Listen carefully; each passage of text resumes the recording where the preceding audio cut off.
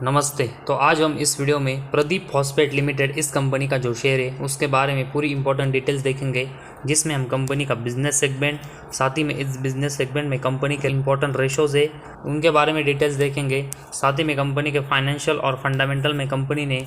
कैसा परफॉर्मेंस किया है वो सब हम स्टेप टू स्टेप देखेंगे, और उसके बाद ही हमें पता चलेगा कि प्रदीप फॉस्फेट लिमिटेड ये कंपनी अपने बिजनेस में कैसा परफॉर्मेंस कर रही है। तो सबसे पहले कंपनी का बिजनेस देखेंगे तो प्रदीप फॉस्फेट ये कंपनी नॉन यूरिया फर्टिलाइजर की मैन्युफैक्चरिंग कंपनी है, और उसके साथ ही में इंडिया की सेकेंड लार्जेस्ट प्राइवेट सेक्टर की फॉस्फेटिक कंपनी में यहाँ पर देखने को मिली है। और साथ ही में कंपनी वेरियस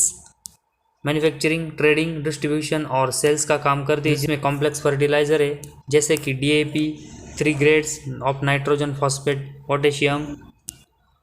और साथ ही में जाइपामाइड, फॉस्फोजिप्सम एंड हाइड्रोफ्लोरिसिडिक एसिड है। इन जैसे प्रोडक्ट्स हमें यहाँ पर देखने को मिले। तो कंपनी का बिजनेस यहाँ पर देखने से पता चलता है कि कंपनी फर्टिलाइजर सेगमेंट में काम करती है, जो कि एक अच्छा बिजनेस माना जाता है। लेकिन इस सेगमेंट में भी कंपनी को बहुत कंपनियों के साथ कॉम्पिटिट करना पड़ेगा, और उनके साथ कॉम्पिटिट करने के बाद कंपनी का परफॉर्मेंस कैसा रहता है उसके ऊपर डिपेंड होगा कि कंपनी आने वाले समय में कैसा परफॉर्मेंस करेगी। उसके बाद कंपनी का अगर मार्केट कैप देखेंगे तो लगभग 6000 करोड़ का कंपनी का मार्केट कैप है, तो एक स्मॉल कैप कंपनी है। साथ ही में कंपनी का अगर हम स्टॉक का पी रेशियो देखेंगे तो 67 है, तो थोड़े से महंगे वैल्यूएशन पर कंपनी का शेयर अभी ट्रेड हो रहा है। साथ ही में कंपनी का आरओसी और आरओई जो दो इंपॉर्टेंट रेशोज है उसमें कंपनी 11% के नंबर जनरेट कर रही, तो ठीक ठाक नंबर इसमें कंपनी के यहाँ पर देखने को मिल रहे हैं। और फेस वैल्यू कंपनी का 10 रुपीज़ पर इक्विटी शेयर है, तो आने वाले समय में कंपनी का जो शेयर है वो स्प्लिट भी होते हुए देखने को मिल सकता है। और उसके बाद कंपनी का अगर हम पीयर कंपैरिजन करके देखेंगे तो कंपनी को FACT, Coromandel international, Chambal fertiliser, GSFC इन जैसे कंपनी के साथ यहाँ पर कॉम्पिटिट करना पड़ेगा, जो कि बहुत ही दिग्गज कंपनी है। तो उस वजह से कंपनी को अपने बिजनेस में ग्रोथ करने के लिए बहुत ही मेहनत करनी पड़ेगी। प्रॉफिट एंड लॉस स्टेटमेंट के बारे में हम इंफॉर्मेशन देखने वाले हैं, जिसमें कंपनी मैक्सिमम सेगमेंट में अपने सेल्स से लेकर नेट प्रॉफिट में कैसे नंबर डिलीवर कर रही है वो हम देखेंगे। तो सबसे पहले कंपनी का जो सेल्स है वो देखेंगे, जो कि मार्च 18 में 3700 करोड़ का था, जो कि इसके अगले 2 साल अगर हम देखेंगे तो लगभग 4000 के ऊपर गया। और उसके बाद अगर हम देखेंगे तो अगले साल मार्च 21 में 5000 करोड़ का कंपनी का सेल्स रहा, और उसके बाद देखेंगे तो अगले साल 7800, और मार्च 23 में 13000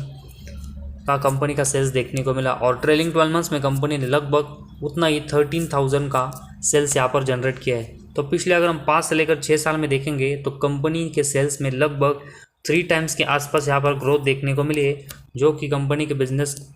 और सेल्स बढ़ रहा है ये यहाँ पर इंडिकेट करता है। और इस सेल्स के कंपैरेटिवली अगर हम कंपनी के एक्सपेंस देखेंगे तो मैक्सिमम टाइम कंपनी का जो सेल्स है वो एक्सपेंस के कंपैरेटिवली ज़्यादा हुआ है, जो कि इस वजह से ऑपरेटिंग प्रॉफिट के नंबर्स देखेंगे तो मैक्सिमम टाइम प्रॉफिटेबल है। और साथ ही में ऑपरेटिंग प्रॉफिट मार्जिन भी देखेंगे तो कंपनी का मैक्सिमम टाइम प्रॉफिट में, लेकिन पिछले 2 सालों में कंपनी के जो एक्सपेंस है वो सेल्स के कंपैरेटिवली यहाँ पर थोड़े से गेन हुए। और इसका मतलब अगर हम देखेंगे तो सेल्स से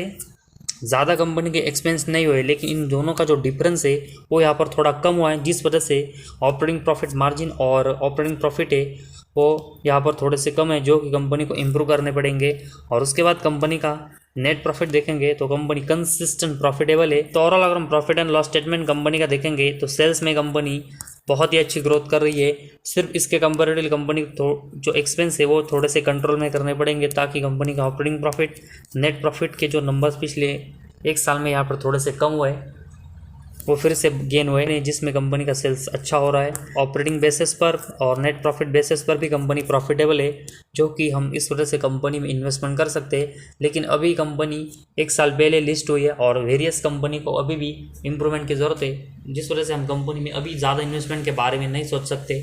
और उसके बाद कंपनी का अगर हम बैलेंस शीट देखेंगे तो कंपनी के जो रिजर्व है वो लगभग 2600 करोड़ के है, और उसके कंपैरेटिवली कंपनी के ऊपर लगभग 3900 करोड़ का बोरंग्स है। और इस बोरंग्स में अगर हम देखेंगे तो लॉन्ग टर्म बोरंग्स कंपनी का लगभग 600 करोड़ का है, और शॉर्ट टर्म बोरंग्स कंपनी का 3200 करोड़ का है। तो लॉन्ग टर्म बोरंग्स देखेंगे तो कंपनी का कम है, जो कि एक अच्छा साइन है। और ओवरऑल अगर हम कंपनी की बैलेंस शीट देखेंगे तो ठीक ठाक देखने को मिले, जिसमें कंपनी ने रिजर्व में एक अच्छी ग्रोथ की है, लेकिन कंपनी को थोड़ा सा बोरोइंग्स भी कम करना पड़ेगा ताकि कंपनी की बैलेंस शीट स्ट्रांग हो और कंपनी को जो इंटरेस्ट चुकाना पड़ रहा है वो भी यहाँ पर कम हो। और उसके बाद कंपनी का कैश फ्लो देखेंगे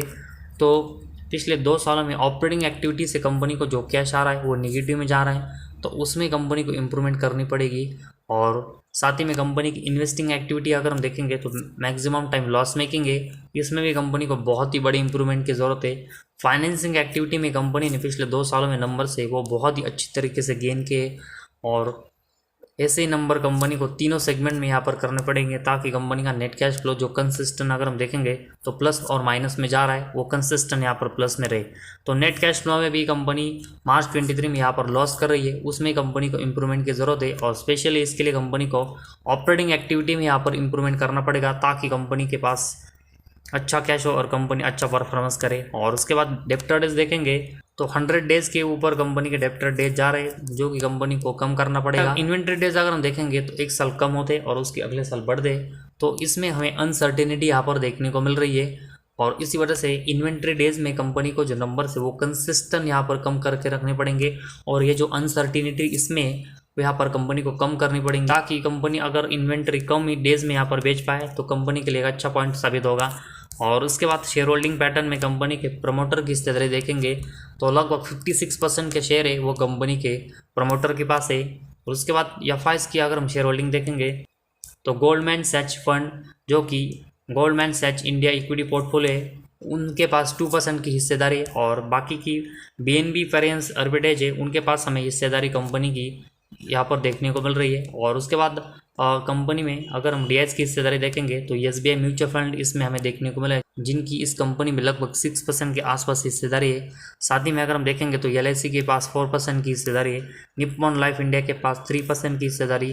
डीएसपी स्मॉल कैप फंड के पास 2% की हिस्सेदारी, और आईसीसी प्रूडेंशियल के पास 2%, और मिराई एक्सेट फ्लेक्सी फंड है उनके पास 1.5% की हिस्सेदारी। साथ ही में Mirae asset equity saving fund के पास 1.4, HDFC large and mid cap fund के पास 1.62, एचडीएफसी ट्रस्टी कंपनी के पास अगर हम देखेंगे तो 1.5%, टाटा म्यूचुअल फंड के पास 1.9, टाटा म्यूचुअल फंड और टाटा इक्विटी पीई फंड के पास अगर हम देखेंगे तो 1.13% की हिस्सेदारी है। तो डीआईएस में अगर हम देखेंगे तो बहुत ही बड़े और प्रेस्टिजियस यहाँ पर कंपनियां हमें देखने को मिले जो कि प्रदीप फॉस्फेट में इन्वेस्टमेंट कर रही है। तो एक कंपनी के लिए बहुत ही अच्छा पॉइंट है कि बहुत ही बड़े और अच्छे डीआईएस है वो कंपनी में इन्वेस्टमेंट कर रहे हैं। और उसके बाद कंपनी में पब्लिक की हिस्सेदारी देखेंगे तो 16% के आसपास है। तो ओवरऑल अगर हम देखेंगे तो प्रमोटर के पास एक डिसेंट हिस्सेदारी है, और एफआईज डीआईएस भी कंपनी में इंटरेस्टेड है। तो कंपनी जो फर्टिलाइजर सेगमेंट में काम कर रही है, साथ ही में कंपनी का सेल्स बढ़ रहा है और कंपनी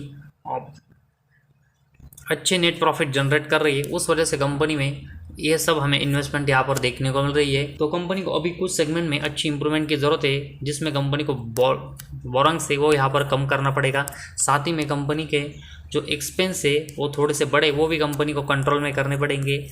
और वेरियस जो बिज़नेस है उसमें कंपनी को बहुत ही बड़ी कंपनी के साथ कॉम्पिटिट करना पड़ता है। तो उस वजह से कंपनी को अपना जो ग्रोथ है वो कंसिस्टेंट मेंटेन रखना पड़ेगा ताकि कंपनी कंसिस्टेंट अच्छी ग्रोथ कर पाए। और इन सब में अच्छी ग्रोथ होने के बाद हम कंपनी में बड़ी इन्वेस्टमेंट के बारे में सोच सकते हैं, लेकिन कंपनी अभी सिर्फ 1 साल पहले यहाँ पर लिस्ट हुई है और कंपनी प्रॉफिटेबल है, उस वजह से हम एक छोटी सी इन्वेस्टमेंट से स्टार्टिंग कर सकते हैं। और आने वाले समय में कंपनी की ग्रोथ कंसिस्टेंट बढ़ती रहेगी तो ज़रूर हम कंपनी में अपनी इन्वेस्टमेंट को यहाँ पर बढ़ाते रहेंगे। तो स्मॉल इन्वेस्टमेंट से कंपनी में यहाँ पर स्टार्टिंग हम कर सकते हैं, और आने वाले समय में कंपनी का परफॉर्मेंस कैसा रहता है उसके ऊपर डिपेंड है कि हम कंपनी में अपनी इन्वेस्टमेंट बढ़ाएंगे या फिर नहीं।